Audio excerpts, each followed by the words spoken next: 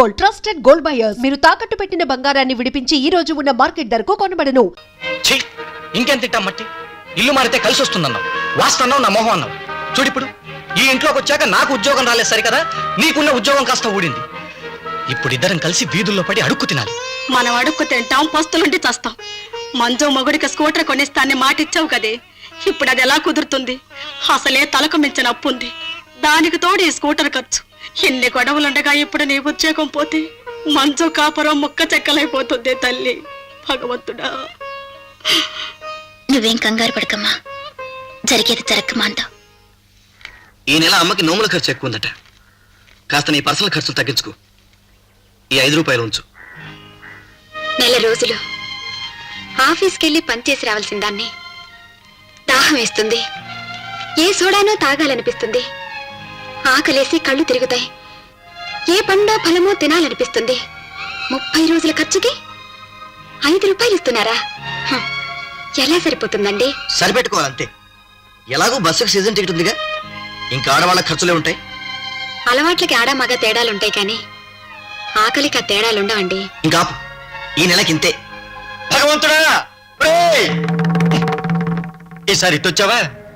చూసావరా, మా సొంటకి ఒక్కరోజు సిగరెట్ ఖర్చురా 5ను, కోడల్ని 5తో నెల రోజులు సర్దుకోమంటున్నాడు. ఈ పురుషాహంకారాన్ని రూపుమాపలేవరు నువ్వు?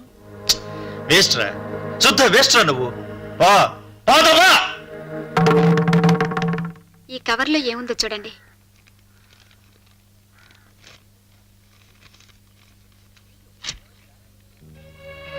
అయ్యో, ఏమైందిరా? దుర్గకి 1 మంత్ నోటీస్ ఇచ్చానన్నా, వచ్చే ఫస్ట్ నుంచి ఉద్యోగం తీసేస్తాట. అయ్యో అయ్యో, ఉద్యోగం తీసేస్తారా? అక్కడే పొరపాట్లు చేసిందో ఈ టక్కులాడి పీనుగు. నన్ను ఒక్కదాన్ని కాదత్తయ్య గారు, అందరినీ తీసేసి మా బ్రాంచ్ మూసేస్తున్నారు. కొట్టు మూసేస్తున్నారా? అమ్మో అమ్మో, నేను ఇంకా ఈ నెల మూసివైనోమో, గరుడు పంచమీనోమో, పౌడర్ డబ్బాల్లోమో, సెంటు సీసాల్లోమో నోచుకోవాలి. నీ ఉద్యోగం ఊడిపోతే ఎలాగే తల్లి? నోముల సంగతి సరేనమ్మా, వచ్చే నెల నుంచి నా ఒక్కడి జీతంతో అసలు ఇల్లు గడిచేదలా? ఇల్లు ఎలాగ నడుస్తుంది లేరా? ఓ పూట పస్తులు నేను ఇడ్చు రావచ్చు, నా నోములు అయిపోతాయే. పోన్లే, ఆ పేడ వెరగడైపోతుంది అని చక్క. మా చెల్లెలి భర్తకి స్కూటర్ కొని పెడతానని మాటిచ్చాను. ఈ ఉద్యోగం పోతే అది కుదరదు. మా వారికి ఇంకా ఉద్యోగం రాలేదు. నా ఉద్యోగం పోయిందంటే మా ఇంటిలి 10 పస్తులుండాల్సిందే. ఈ ఏడాది పంటలు సరిగ్గా పండలేదు. నెల నెలా కొంత డబ్బు పంపమని రాశాడు మా నాన్న. ఈ ఉద్యోగం పోతే డబ్బెలా పంపగలను? నా ఉద్యోగం పోతే మా వారి ఒక్కరి జీతంతో ఇంటి ఖర్చులు, వ్రతాల ఖర్చులు, మావగారి వైద్యపు ఖర్చు జరగదు. మనందరికీ రకరకాల సమస్యలున్నాయి. అందుకని ఎలాగైనా ఏం చేసినా సరే ఈ ఉద్యోగాలు నిలుపుకోవాల్సిందే. ఎలా నిలుపుకుంటాం? శ్రీముఖాలు రాని వచ్చాయి కదా. పోనీ సేల్స్ పెరిగితే హెడ్ ఆఫీసుని బతిమాలుకుని ఉద్యోగాలు కంటిన్యూ చేయొచ్చు అనుకుంటే, వ్యాపారం పెంచడానికి మనం చెప్పే మార్గాల్ని ఆ మేనేజర్ పట్టించుకోడు. ఆ మేనేజర్ మన మాట వినుంటే అసలు మనకి అవస్థ వచ్చేది కాదు కదా. మన ఉద్యోగాలు నిలబెట్టుకోవాలంటే ఒకే ఒక మార్గం ఉంది. ఏమిటది? మేనేజర్ని మన నలుగురం కలిసి కిడ్నాప్ చేయాలి. అవును, ఆయన ఎత్తుకెళ్ళి ఎక్కడో దాచేస్తే మన ఉద్యోగాలు ఎలా నిలబడతాయి? మేనేజర్ని బెదిరించో భయపెట్టో ఆయన ఊరెడుతున్నట్టు, మేనేజర్ ఇన్ఛార్జిగా మనలో ఎవరినో అపాయింట్ చేసినట్టు ఉత్తరం తీసుకుందాం. తీసుకుని ఆ ఉత్తరం చూపించి ఆఫీస్ ని నెలంతా మనం మేనేజ్ చేస్తాం. బాగా ఆలోచించి రకరకాల ప్లాన్స్ తయారు చేసి సేల్స్ పెంచుతాం. టర్న్ ఓవర్ పెంచి చూపించి మన ఉద్యోగాలు నిలుపుకుంటాం. ఆలోచన బాగానే ఉంది కానీ వద్దే, మా వారికి తెలిస్తే కోప్పడతారు. మా వారు ఊరుకోరు, వద్దులే. అదేమిటే, హేమ చెప్పింది బ్రిలియంట్ ఐడియా. కానీ ఆయన ఎక్కడ దాచి పెడదాం? మా ఇంట్లో ఎవరు ఉండరు కదా, అక్కడ పెడదాం. కరెక్ట్. ఇంకోసారి ఆలోచించండి. మన ప్లాన్ వెడిసికొట్టి మనం అప్రతిష్ట పాలవం కదా. అప్రతిష్ట సంగతి దేవుడెరుగు. ఆయన గనక కంప్లైంట్ ఇచ్చారంటే మన నలుగురిని జైల్లో వేస్తారు. ఒక మనిషిని నిర్బంధించడం నేరం తెలుసా? అమ్మో, అయితే అసలొద్దు బాబు. ఏదో ఒకటి చేయకపోతే ఉద్యోగాలు ఊడిపోక తప్పవు కదా భారతి. కొద్దిగా రిస్క్ తీసుకుందాం. పకడ్బందీగా ప్లాన్ చేసి ఆ పని చేద్దాం. ఓకే హేమా, వీళ్ళిద్దరూ ఒట్టి బెదురుగొడ్డులే కానీ నీ వెంట నేనుంటాను. ఆ మేనేజర్ని ఎలా కిడ్నాప్ చేయాలో నువ్వు చెప్పు, ఆ పని నేను చేసేస్తాను. ఆ చిదంబరానికి డబ్బిచ్చి 1 రోజులైనా సరికింత వరకు పంపలేదు. వాడింటికెళ్ళి వాడిని చావబాది సరుకు పట్టుకొద్దాం పదా. అలాగే బాస్. గృహమే కదా స్వర్గ సీమా, ఇల్లాలు లేని గృహమే కదా స్వర్గ సీమా.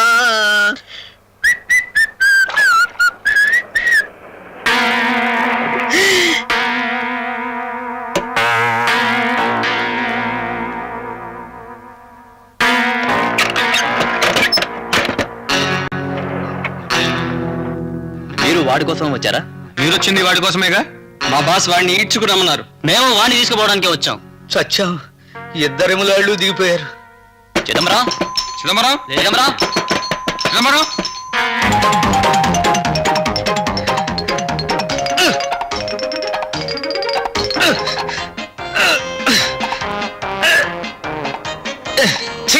గేడు తీసే ఉంది. అమ్మా వనజ, సమయానికి కనిపించావు. నన్ను చంపేయడానికి మనుషులు వచ్చారమ్మా. నన్ను ఎక్కడికైనా ఎత్తుకెళ్ళిపోయి దాచేయమ్మా, లేకపోతే వాళ్ళు నన్ను చంపేస్తారు. నేను వచ్చింది అందుకే సార్. ఏమిటి, నన్ను చంపేయడానికి? కాదు, మిమ్మల్ని ఇక్కడి నుంచి తప్పించడానికి. రండి సార్, ఎక్కండి. అలాగే. Come on, fast.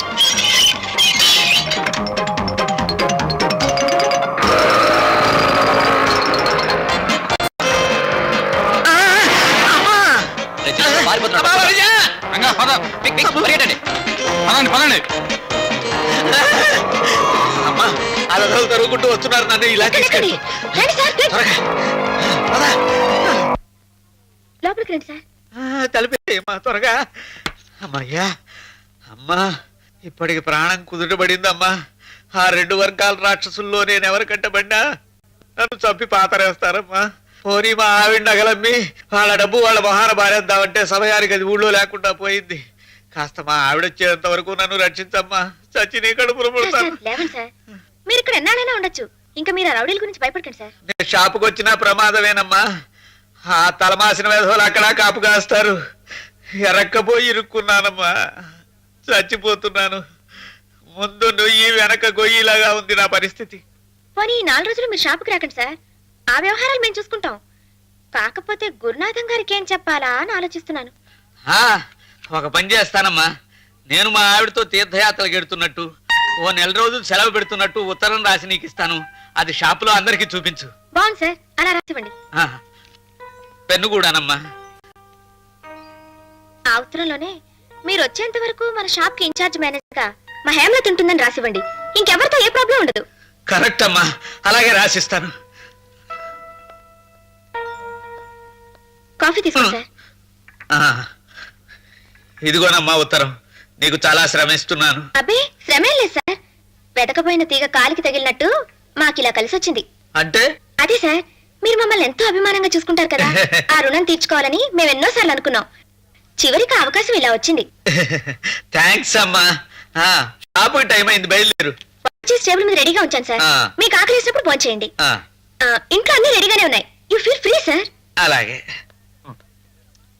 చూడమ్మా, నేను ఎక్కడికి బయటికి వెళ్ళను. తాళం వేసుకెళ్ళి ఎందుకైనా మంచిది. అలాగే సార్. ఆ, వస్తాను సార్. ఉమ్, ఉమ్.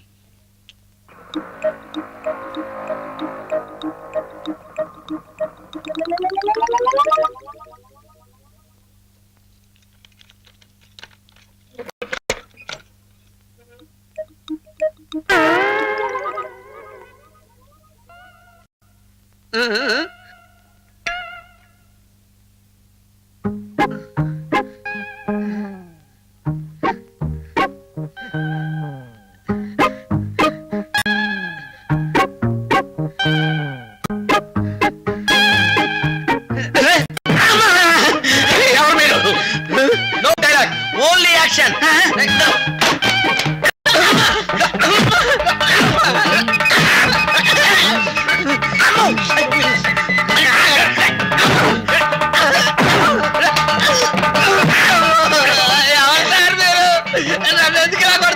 నాకు ఇలాగే కొట్టవచ్చు, ఇంకోలా కొట్టవు రాదు. చిన్నప్పుడు నేర్చుకోలేదు. నీకు పాట కావాలా, డాన్స్ కావాలా, షికారు కావాలా? నా మరదలతో లోనాయికి ఊరంటే తిరుగుతారా? నేను చంపేస్తాను. నేను కుటుంబ సమేతంగా తీర్థయాత్రలకు వెళ్తున్నాను. నేను తిరిగి వచ్చుటకు 1 రోజులు పట్టవచ్చు. అందువల్ల ఇన్ఛార్జి మేనేజర్ గా హేమలతను నియమిస్తున్నాను. చా చా చా చా, మేనేజ్మెంట్ మీకప్ప చెప్పాడు ఆయన. నాకు అప్పగిస్తే పోయేది. ఏం చేస్తాం, కానివ్వండి. ఎలాగైనా ఈ 1 రోజుల అవకాశాన్ని మనం సద్వినియోగపరచుకోవాలి. అవును, జనం తగ్గింపు ధరలంటే వేలం వెరిగా వచ్చేస్తారోయ్. మన షాపులో వస్తువుల రేటు 10% పెంచి దాంట్లోంచి 10% డిస్కౌంట్ ఇస్తున్నా అందాం. బిల్ నంబర్లన్నీ వేసి నెల చివరిలో డ్రా తీస్తామని, గెలిచిన వాళ్ళకి టీవీ ఏదో బహుమతిగా ఇస్తామని పేపర్లో వేయిద్దాం. ప్రైజ్ వస్తుందని అందరికీ ఆశ ఉంటుంది కదా, దాంతో సేల్స్ పెరుగుతాయి. గోడల మీద పోస్టర్లు అవి అంటించాలి. పేపర్లో పబ్లిసిటీ పెంచాలి. ఈ ఊళ్ళో ఎక్కడ చూసినా మన సూపర్ నెట్స్ పేరు మారుమోగిపోవాలి. కరెక్ట్. మన దగ్గర ఎక్స్పైరీ డేటుకు దగ్గర పడుతున్న మందులు, ఓల్డ్ స్టాక్ అయిన బిస్కెట్ ప్యాకెట్లు, చాక్లెట్స్, ఇలాంటి ఫుడ్ ప్రొడక్ట్స్ ఉన్నాయి. అవి 3 కొంటే 1 ఫ్రీ అందాం. ఓల్డ్ స్టాక్ అంతా ఎగిరిపోతుంది. అవును, అలా చేద్దాం. ఈ 30 రోజులు మనం శ్రమ అనుకోకుండా రాత్రింబగళ్ళు కష్టపడాలి. మా ఆఫీసులో కొత్త వాళ్ళందరూ అత్తవారి నుంచి కార్లు స్కూటర్లు అడిగి తెచ్చుకుంటున్నారమ్మా. వాళ్ళందరి ముందు నాకు చిన్నతనంగా ఉంటుంది. ఉంటుంది, ఉండదు మరి. తూతూ మంత్రం పెళ్లి జరిపించి ఈ శని పెనుగుని మూసమైన ముత్తైదులా చిన్న వెత్తు బంగారాన్ని పెట్టకుండా మన ఇంటికి పంపి చేతు దులుపు కూర్చుంది దీనక్క. ఒక అచ్చట ముచ్చట లేదు, పెట్టిపోతలేవు. అసలు దీని పీడ వదిలించుకుంటే నువ్వెంచక్క హెచ్చు కట్నం వచ్చే సంబంధాలు చూసుకుని ఇంకో పెళ్లి చేసుకోవచ్చురా అబ్బాయి. రోజుకో జబ్బు దరిద్రుడికి. వాడేం తప్పు చేశాడని వాడిని తిడతారండి? మన కర్మమో ఏ దేవుళ్ళ శాపమో అంతగా ఆరోగ్యం సరిగా ఉండని బిడ్డ పుట్టాడు. వాడు వింటుండగా అంతంత మాటలు అనకండి. వాడి చిన్న మనసు చివుక్కుమంటుంది. సరే, వాడిని త్వరగా డాక్టర్ దగ్గర తీసుకెళ్ళు. ఇప్పటికే షాప్కి టైం అయిపోయింది. కాస్త మీరు వాడిని హాస్పిటల్ తీసుకెళ్తే. నాకు కుదరదు. ఈవేళ నన్ను ఫ్రెండ్ ఫ్యాక్టరీకి తీసుకెళ్లి ఉద్యోగం విషయం రికమెండ్ చేస్తానన్నాడు. ఈ నెలాఖరికి నీ ఉద్యోగం ఉడుతుంది కదా, ఈ లోపు నేనేదో ఒకటి చిన్నదో చితకతో ఉద్యోగం చూసుకోకపోతే ఎలా బతుకుతాం? ఒక్క గంట వాడి కోసం ఖర్చు పెట్టండి. నాకు కుదరదు. వాడు నాకే కాదు మీకు బిడ్డేనండి. అవును, నాకే కాదు నీకు బిడ్డే కదా. ఆ పని నువ్వు చేయొచ్చుగా. ఇదివరకు వాడిని ఎన్ని వందల సార్లు నేను ఆసుపత్రికి తీసుకెళ్లలేదండి. ఈ నెల రోజుల్లో ఎలాగైనా సరే వ్యాపారాన్ని పెంచి మా ఉద్యోగాలని నిలుపుకోవాలని మేం నలుగురం రాత్రింబగళ్ళు ఎంత కష్టపడుతున్నామో మీకు తెలుసు. ఆ కారణంగా ఇవాళ ఈ పని చూడమని మిమ్మల్ని అడుగుతున్నానే గాని. అంటే అంటే నీకు పిల్లాడి కంటే ఉద్యోగం ముఖ్యం అన్నమాట. అంత మాట అనకండి. నాకు ఉద్యోగం కంటే, ఇంకా చెప్పాలంటే పిల్లాడి కంటే కూడా మీరు ముఖ్యం అండి. మీకు ఉద్యోగం రాక నా ఉద్యోగం పోతే మీరు మరింత బాధపడతారని, ఎలాగైనా ఈ ఉద్యోగం నిలబెట్టుకోవాలని ఆరాటపడుతున్నాను. అది గమనించండి. నువ్వు లక్ష చెప్పు, వాణ్ణి నేను ఆసుపత్రికి తీసుకెళ్లాను. సరే, మిమ్మల్ని బలవంత పెట్టను. పినిగారు, మా నాని కొంట్లో బాగుండలేదు. నాకు షాపులో అర్జెంట్ పనుంది. మా వారికి ఇంటర్వ్యూ ఉంది. కాస్త ఏమనుకోకుండా మీ అబ్బాయిని డాక్టర్ దయానందరావు గారి దగ్గరికి వీడిని తీసుకెళ్లి చూపించమని చెప్తారా? అలాగేనమ్మా, మా వాడు బయటికి వెళ్ళాడు, రాగానే పంపిస్తాను. థ్యాంక్స్ పిన్ని గారు, వస్తాను.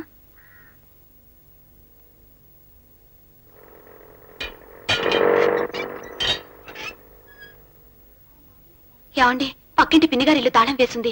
మా నానిని వాళ్ళ డాక్టర్కి చూపించారటనా?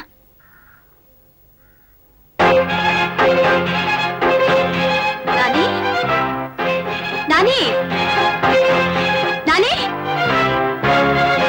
నాని. కన్న కొడుకంటే లక్ష్యం లేకుండా ఓ కూరల సంచిలాగానో పాల క్యాన్ లాగానో పిల్లాన్ని పక్కింట్లో పడేసి వెళ్ళావుగా. వాళ్ళ అబ్బాయి సాయంత్రం దాకా రాలేదట. ఆవిడ నానిగాని డాక్టర్ దగ్గర పంపలేదు. నేను బయట తిరిగి వచ్చి వాడిని తీసుకెళ్లి ఆసుపత్రిలో జరిపించాను. అలాగా? వాడు ఇప్పుడు అక్కడే ఉన్నాడా? నేను వెళ్తానండి. ఆగో, ఎక్కడికి వెళ్తున్నావు? దయానందరావు గారి హాస్పిటల్కి. వాడక్కడ లేడు. అక్కడ లేడా? ఎక్కడున్నాడండి? ఏ హాస్పిటల్లో ఉన్నాడు? చెప్పను. మీకు నన్ను సరదాగా ఏడిపించాలనుంటే ఇంకో మాట ఏదైనా అనండి. బాధ పెట్టాలనుంటే ఇంకో పని ఏదైనా చేయండి. కానీ ఇది కాదండి. చెప్పండి, నాని ఏ ఆసుపత్రిలో ఉన్నాడు? ఆ ఆసుపత్రి పేరు నీకు చెప్పను. ఏ, ఎందుకు చెప్పరు? నీకు కన్న కొడుకు కంటే నీ చిన్న ఉద్యోగం పెద్దదైపోయింది కదా. ఏమండి, నా పరిస్థితి మీకు చెప్పాను. ఇంకా నన్ను గుచ్చిన చోటే గుచ్చి వేధించడం మీరు చేయదగ్గ పని కాదండి. ప్లీజ్, మీకు దండం పెడతాను. చెప్పండి, వాడు ఏ ఆసుపత్రిలో ఉన్నాడు? వాడికి ఎలా ఉందో తెలుసుకోకపోతే ఈ గుండె ఆగిపోతుందండి. కొడుకంటే ఎంత ప్రేమో. నిజంగా ప్రేమేనండి. వాడిని ఇక్కడ మోసానండి. వాడు నా కడుపు లోపల తంతూ ఉంటే అమ్మ నవ్వబోతున్నానన్న ఆనందంతో భరించాను. నా అందమో ఆరోగ్యమో చెడిపోతుందని నేను భయపడలేదండి. వాడి ఆరోగ్యం కోసం తల్లిపాలు తాగించి పెంచాను. వాడు నా ప్రాణంలో ప్రాణం అండి. ప్రేమ ఎందుకుండదు? పోనీ ఏ ఆసుపత్రిలో ఉన్నాడో తర్వాత చెప్తురు గాని ఎలా ఉన్నాడో చెప్పండి, మీకు దండం పెడతాను. కండిషన్ సీరియస్ గా ఉందన్నారు. అసలు ఈ పాటికి ఉన్నాడో చచ్చాడో?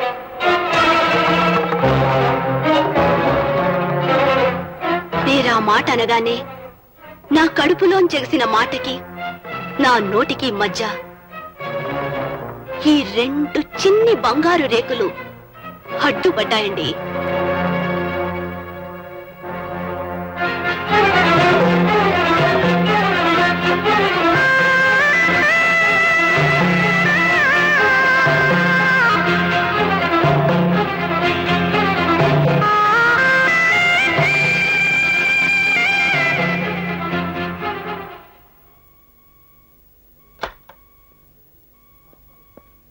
Good evening doctor. Good evening. మా అబ్బాయి టెంపరేచర్ కంట్రోల్ కావటం లేదు. తల్లి మీద బెంగ పెట్టుకున్నాడు అనుకుంటాను. అమ్మాయిని కలవరిస్తున్నాడు. లే బాబు, వెంటనే మీ మిస్సెస్ని తీసుకొచ్చి చూపించండి, లేకపోతే చాలా ప్రమాదం.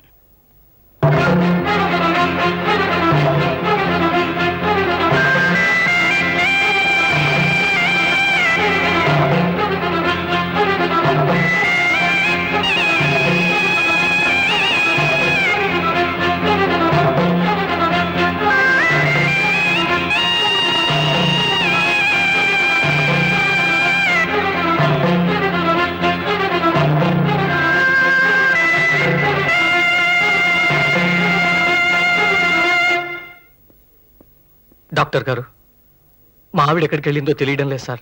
మిస్టర్ సూర్యం, నా పేరు పేరే కాదు, మీ గురించి చాలా తెలుసుకున్నాను.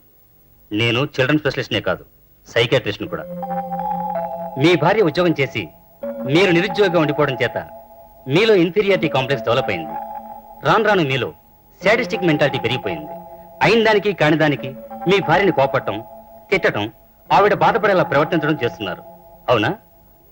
మగవాడిగా పుట్టడం గొప్పతనం కాదు మిస్టర్ సూర్యం. తన మీద ఆధారపడిన వాళ్ళని ఏ లోటు లేకుండా చూసుకోవటం మగతనం, గొప్పతనం.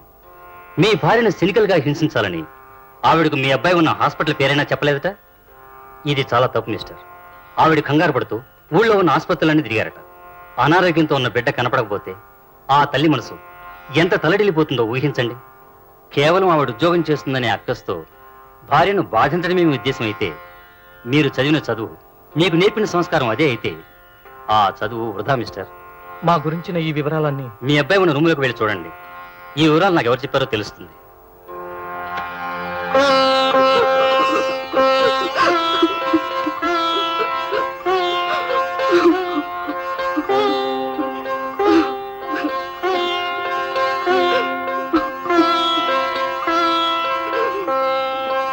భారతి,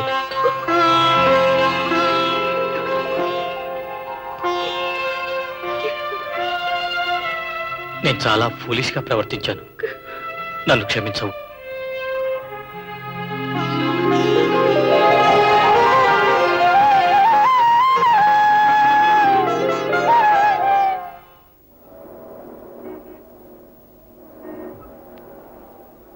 సారీ అండి, మీ లోన్ నేను శాంక్షన్ చేయలేను. ఆల్రెడీ 6,000 రూపాయలు బాకీ ఉంది. హలో, రా హేమా, కూర్చో. ఏమిటి విశేషాలు? మీ సేల్స్ ఏమైనా పెరిగాయా? చాలా ఇంప్రూవ్ అయ్యాయండి. ఇదివరకు రోజుకి 3,000 ఉండే అమ్మకాలు 5,000 దాకా పెరిగాయి. Very good, congratulations. 10 రోజులకే చాలా తేడా కనిపిస్తోంది. ఈ లెక్కన 4 రోజులకి వ్యాపారం 3 అవుతుంది అనిపిస్తోంది. డెఫినెట్ గా అవుతుంది. అవును, మా బ్యాంక్ రావడానికి తిరిగి ఎలా దొరికింది అసలు? మీతో ఒక విషయం మాట్లాడదామని వచ్చాను. ఏమిటి? మా మంజు అత్తవారి నుంచి ఉత్తరం వచ్చింది. ఏమని? వారం రోజుల్లోపు మా మరిదికి స్కూటర్ కొనివ్వకపోతే మా మంజుని పుట్టింటికి పంపించేస్తామని బెదిరిస్తూ రాశారు. Is it? వట్టి రోగ్స్ లా ఉన్నారే వాళ్ళు.